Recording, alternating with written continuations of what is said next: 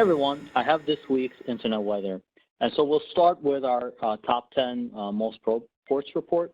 And this is our way to understand scanning activity on the internet based on the top 10 ports that are being scanned and the changes there are from the week prior. So this is the data for yesterday's scanning activity. And you can see, if you've been watching the internet weather report for a while, that there's no new items here. But I would like to highlight a few things that seem to kind of go up and down. So everyone knows port 443 TCP is widely used for SSL, and it's always in the top 10. This week I noticed there's a big change here. It went up 6 places to overtake port 23 TCP and the others 445 TCP. And I was kind of thinking back and trying to figure out why that might be, and then I remembered there's a big IP F5 vulnerability that was recently released, and I think there's a lot of people scanning this port to maybe try to find the management interface on that on the F5s, which I guess if you're watching this, make sure that you've patched for that, and it is a very serious vulnerability. Going through the rest, you could see port 23 TCP, which is associated with Telnet, is actually commonly associated with scanning for vulnerable IoT type devices like DVRs. 445 TCP is WannaCry related, usually scanning, but it's sometimes scanning for open file shares and things of that nature. And some of the other items here are definitely interesting.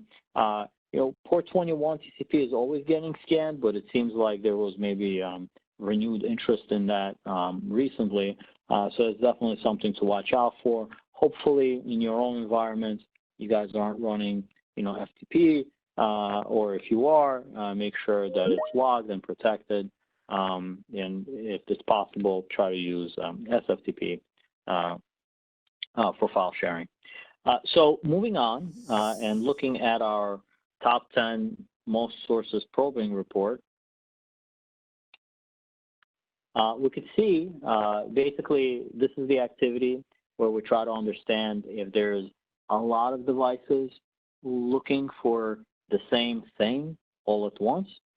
We usually use it to study like botnet-like behavior.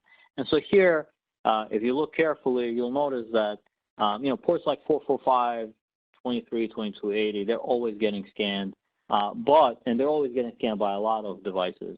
But some of the ports here are fairly unique. So 8291 TCP and 8728 TCP, we've looked at them previously in previous internet weather reports, and it looks like these are definitely top ports this week as they had been previously, and just wanted to update you on some of the scanning activity there. So I'll show you some charts on it. But all the other ports here you could see are fairly related to either common ports that everybody is looking for, or ports associated with a known worm or threat like Mirai, or possibly eternal blue-like threats like WannaCry. All right, so let's look at the activity for the 2 ports I think are fairly unique and pretty interesting. And it's this 8728 TCP and 8291 TCP.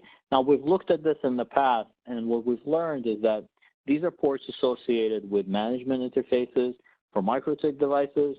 So this would be associated with like an administrative interface. You can log in with the username and password, and you can manage the microtik device, maybe upload firmware or change certain settings.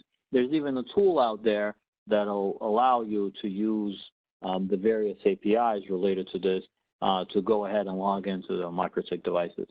So looking at the scan flow activity for the past 30 days, you could see that sometime here in I guess 15 days ago or so, June 30th or so, there was a huge uptick in scanning activity on both of these ports. You can kind of see that they go up together in concert. Now, this is a stack chart, so it's a little bit of it, is additive, the effect there. But you could still see that there's definitely the scanning is related on both of those ports, whereas actually prior to the 30th time frame, you could see it wasn't necessarily always so related.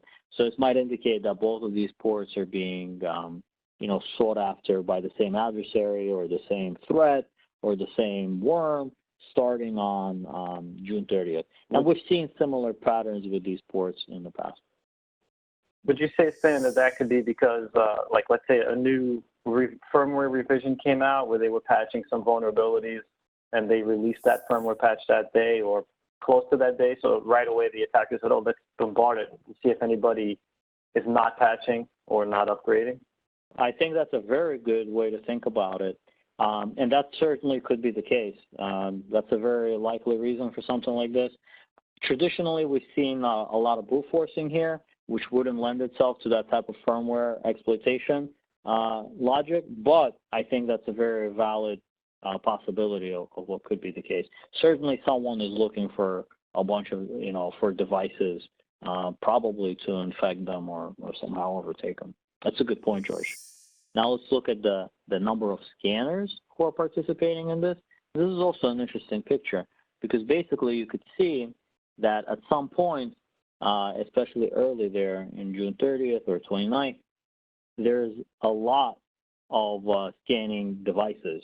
So many thousands of IP addresses per hour in concert doing the scanning. And again, you could see the relationship between like ports 8728 and 8291, which we've seen before being related to the MikroTik management ports. So what's interesting is prior to that period, even though we've seen flow activity kind of go up and down previous days, you could see the number of scanners on those days wasn't high. Maybe you can barely see like one or two devices, which might indicate it could be an adversary testing. It could be a security researcher who's scanning for these because maybe they've discovered some kind of a new vulnerability, maybe a new backdoor password or something like that. But pretty much since this huge spike, you could see the number of IP addresses has been very similarly, going up and down, basically between the red and the blue here, all the way until now. Now, I looked, and in the last hour, there were like something like 6,000 IP addresses actively scanning for both of these ports. So definitely it does appear that, there's some kind of a threat, a botnet-like threat that's spreading out there and targeting MikroTik devices. So those particular devices are, perimeter devices or set into, different networks. So are they targeting the open ports that are normally there, or are they used for management ports, or is it an open port for a new, say, malware vulnerability that's out? That are, that's the open door for that particular malware? I think normally I would have said that it could be like some kind of a new protocol out there, but these specific two ports have been well documented to be for the management interface for the MikroTik routers, and there's different versions, and I don't believe they're intended to be out there like on the internet.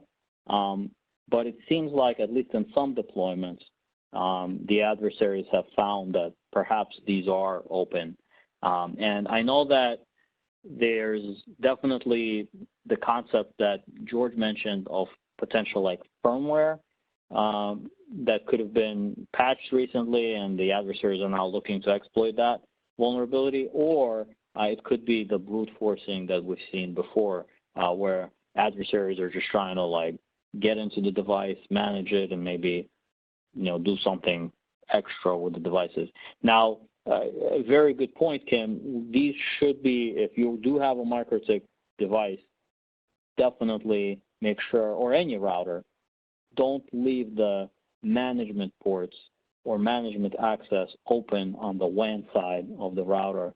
It's vital that you kind of make sure that that's only accessible on the LAN side or within your network, and not on the outside of your network where just anybody can log in.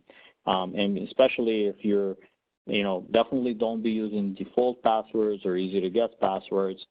you definitely should be randomizing even the usernames that are being used, because adversaries have basically lists of really good passwords that people use all the time, and they are successfully brute forcing into these devices all the time, actually. So definitely, if you know somebody who has MikroTik routers in their environment, usually it's like small to medium-sized businesses, or if you yourself are using MikroTik devices, just make sure that you configure them properly, change the credentials, keep them patched, to George's point, but definitely don't expose these ports on the WAN side. Right.